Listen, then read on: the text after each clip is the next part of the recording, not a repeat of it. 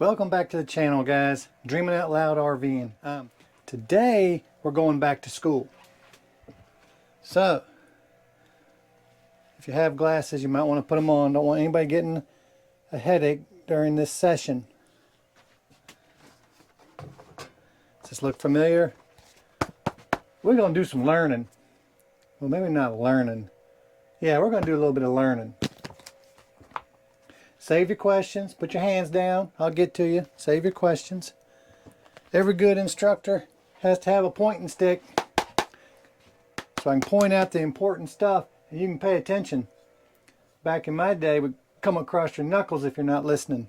That's what we need more of in school these days. Too many whiners and criers. Can't have that. Yes, it's a real stick because we're talking camping. So I got a real stick. I see you back there. Sit down, stay in your seat. You thinking about buying a truck camper? We've only had this truck camper for just shy of 2 months, I think, and we have learned a ton.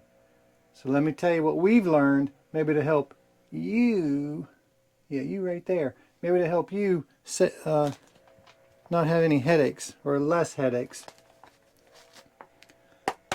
First of all, if you're thinking about a truck camper, do you even have a truck? You do? Okay. Okay, some of you don't. That's okay. If you have a truck, what's the payload? You got to know your payload, how much you can carry in that truck. If you're going to buy a truck, same thing. Make sure you're purchasing a truck that has enough payload for the truck camper you want. If your truck has a, I'm just going to make this number up. If your truck has a 2,000 pound payload, don't buy a 1,900 pound truck camper.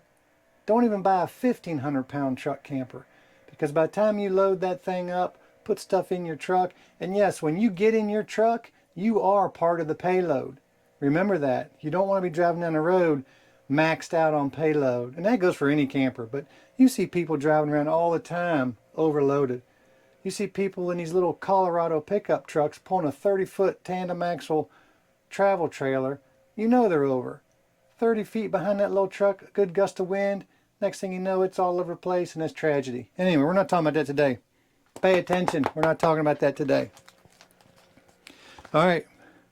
Secondly, is your truck a dually, or is it a single rear wheel, which is known as a fleet side pickup? If it's a dually, you got to make sure you have swing out brackets on the front jack so you can fit them big old hips up underneath that camper right there like that. Ours is a dually. When we went to buy this camper, the guy says, "Oh, I got everything you need, don't worry about it." We get down there, I start backing up under this thing, and I'm not kidding you, we've probably got 1.5 inches on each side clearing the jacks from our fenders, our dualies. And it's just not made. This camper, this is a 94, our truck is a 22, and they just weren't made for 22 model trucks. Maybe a dually, maybe a 94 model dually, I don't know, would fit under this thing a lot easier. So that's something else to keep in mind. If you're going to buy old and you have a new truck, really make sure it's going to fit. Now if you go to a dealership, they'll be able to help you a lot better. I bought from a private individual. He really didn't know. I didn't realize he didn't know as much as he didn't know until after the fact. Anyway, so we had to put extensions on our swing out brackets. I'm sure it's not recommended. It was very sketch. I got a video on some of that. I'll put that somewhere. Maybe not in this video, but in somewhere. Maybe I'll at least put a picture up in this video. Here's the extensions I put on the swing out brackets to bring them on out. And I'm sure there's truck camper people that are cringing because I did that. Also, long bed versus short bed. Long bed, short bed. One's longer than the other, right? The long bed's long, short bed's short. So you got to keep that in mind.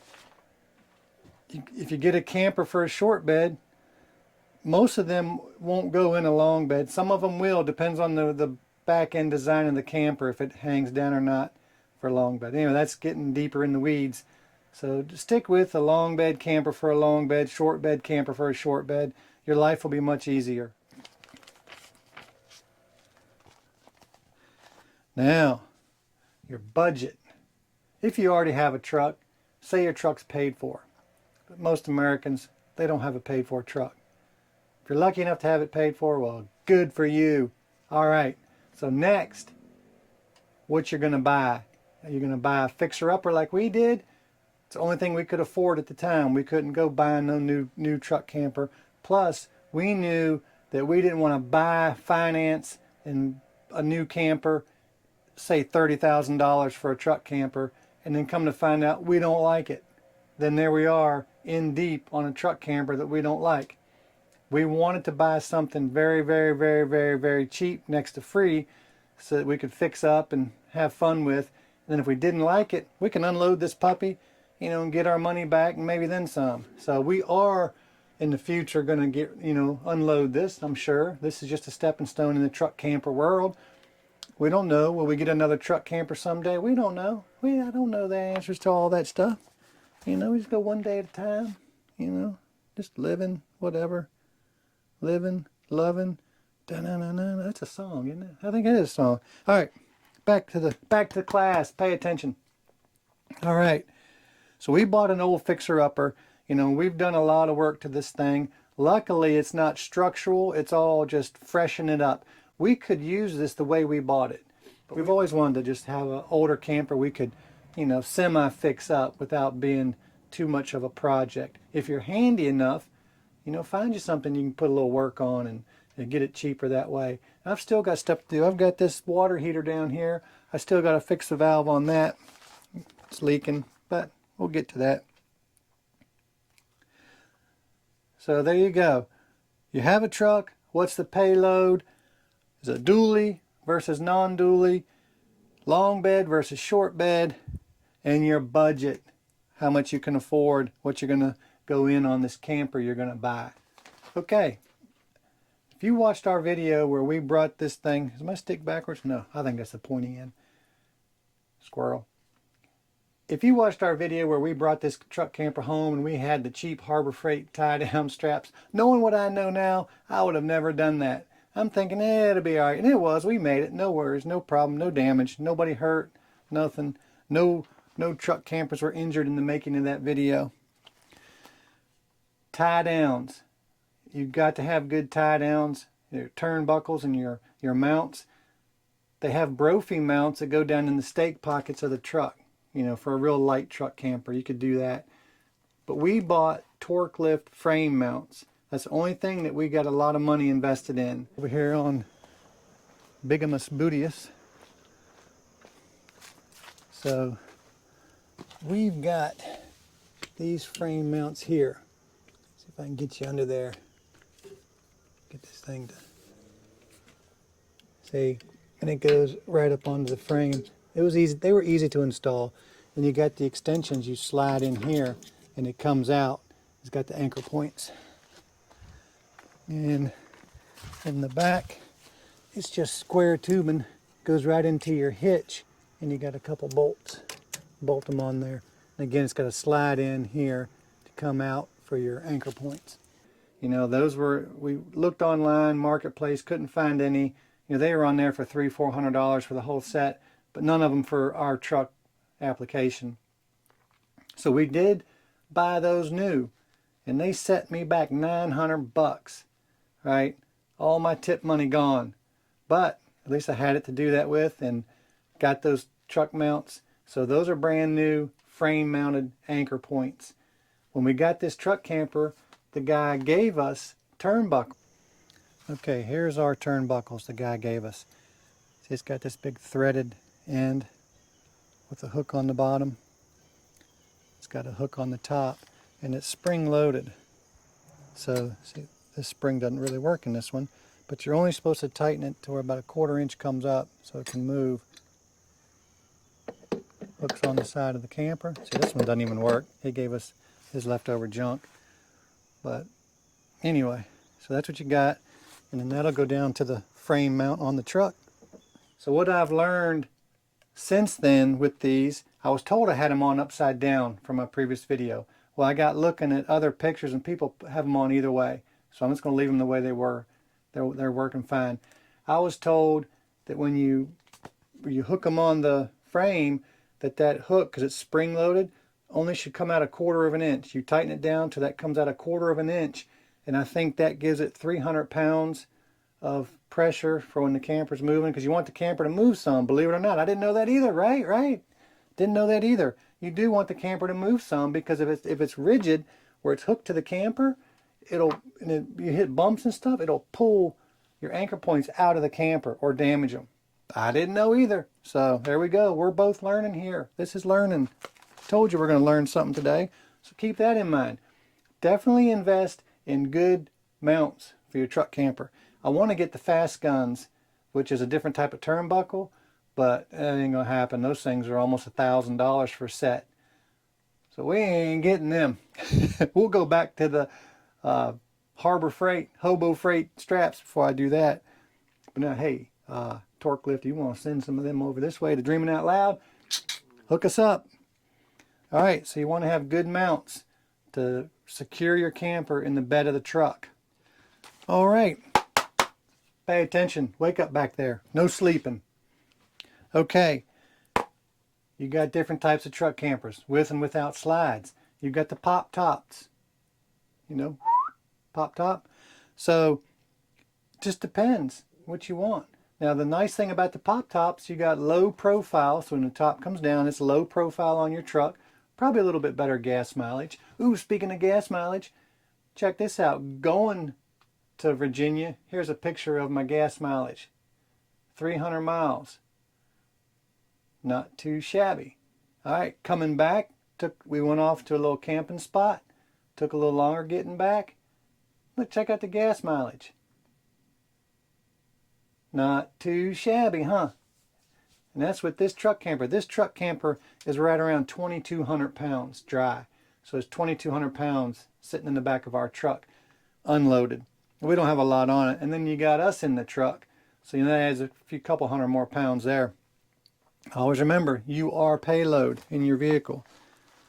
So, back to the pop top versus hard sided. Pop top's nice.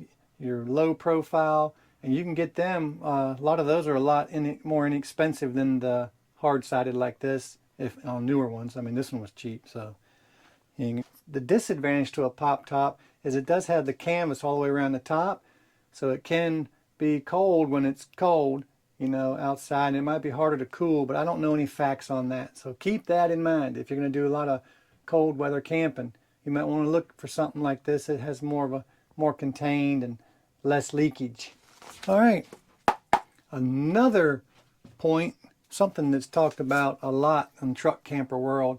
Some other campers have them, but mainly truck campers. A wet bath versus a dry bath. Do you want to be showering right next to your toilet, your used grocery disposal spot, have it getting all wet? Sometimes it doesn't bother some people. It doesn't bother us. You know, I don't mind it at all. Or do you want the dry bath where you have your used groceries and then your shower is closed off? Huh? Is that what you want? How you like that? It's closed off. Closed, open. Anyway, so you got that. Well, I'll show you. In case you don't know, I mean, some of you might not. You might not. Now, calm down. Not everybody knows this. I know it's simple to some, but not everybody. Here's our, oh, I got stuff in here. Let me turn the light on. Okay, here we go. Here we are. We got some stuff in here. This is your wet bath. You got the little curtain here that'll keep it off of this door. But there's your grocery disposal. We got our little broom in here. And then behind this door, everything's just falling. Behind this door, that's where you put your shit tickets. Yep, right there. Rip off a ticket. Go to town. All right. Anyway, it'll close. That's your wet bath. Ours is actually pretty nice. Pretty clean. All right. So we have covered your truck payload. Is it a dually or not? Keep in mind, oh yeah, something else you want to do too. The bed of your truck. You want to make sure that you have a bed mat. And don't use a horse mat. They recommend against that. You want a truck bed mat. And depending on the camper you get, you got to make sure that it'll sit up tall enough to clear the roof of your truck. Ours doesn't. We had to make a frame to put in here, which I think you guys have seen in a video or two back. So there's our frame. We lay that in the back of the truck and it raises it up about 4 inches. Long bed versus short bed. Your budget, your mounts and turnbuckles. Those are very important. And then is it a pop top camper versus a hard side camper? And your wet bath versus a dry bath. I think that's pretty important key points to make when you're looking for a truck camper. You know, and do you want air conditioning or not? This one didn't have air conditioning on it. He put this on. It's a newer AC. It's about 1.5 years old, but new enough. And then just the one fridge, itty bitty little ice box. You know, so there's different things. You know, we could really get deep in the weeds with all this stuff, but just keep in mind, you gotta have a truck that's got the payload to carry your camper. And you want to stay as far away from your maxing your payload as possible so you can have a comfortable ride. And you can pack your camper and not worry about exceeding your payload. You know, if you want to carry some people, maybe you're a bigger frame people, you know, that's going to be some extra payload when you get in the truck. That's okay. You know, you just got to keep that in mind when you're looking for your camper. So when we found this camper, beggars can't be choosers in our case. We found this thing cheap. So it had on it what it has, you know, it happened to have the AC. We would have bought it without, you know, and everything it has, all the amenities it has. It is what it is in a situation like this. Now, if you can pick and choose all that, well, you do that. Good for you. You pick and choose and you set it up the way you want. You find exactly what you want. We weren't sure we're going to like this type of camping. We haven't camped in it enough right now to make a fair call. So far we like it, but we've only been on like one real camping trip. So we're getting ready to take it out a few more times this year and we'll really see. That'll tell us, you know, if it's a keeper or not. But I hope this little video helps you in your truck camper journey, what you're looking for.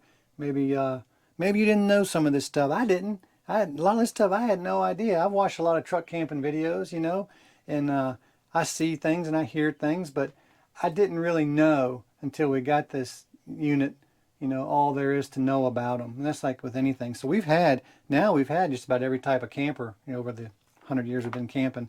So I really like the convenience and the simplicity of a truck camper. It's really sketch getting it on and off the truck though, because I have to get it really high to get under my truck. That's another thing. You know, make sure when you're, especially if you go to a dealership, make sure you talk to them about, you know, the jacks and how high you can go up with them, because I'm over exceeding the height limit when I raise this camper, and it's very, very nerve-wracking. And I've done a couple times I've done it. I've been so nervous I hadn't even cut a camera on, but I need to do that to show you guys how high this thing has to get to fit on our truck. But I hope this video's helped you guys some. You know, leave a comment. Let us know if you have a truck camper, what you got. If you're shopping, what you're looking for. Or if you have any questions, we'll answer them best we can. We're newbies in the truck camping world ourselves. And we're actually going to go to a truck camper rally in November. The D&H RV sales, they have one in, is it South Carolina? No, Apex, North Carolina maybe. But we're going to go to that. And I got a lot of questions for those folks because there's a lot I don't know. And I want to show people some things on this camper and they can say, oh, you don't want it like that. You want to do this, change that. So that's where all the knowledge is. You actually go hang out with people that have these. Anyway, thank you guys for stopping by, clicking on this video. If you're new here, welcome. Stick around, give us a chance. And if you're a returning subscriber or viewer, thank you guys for coming back and watching. We appreciate it. We appreciate all you guys. Thank you so much. Until next video, peace out.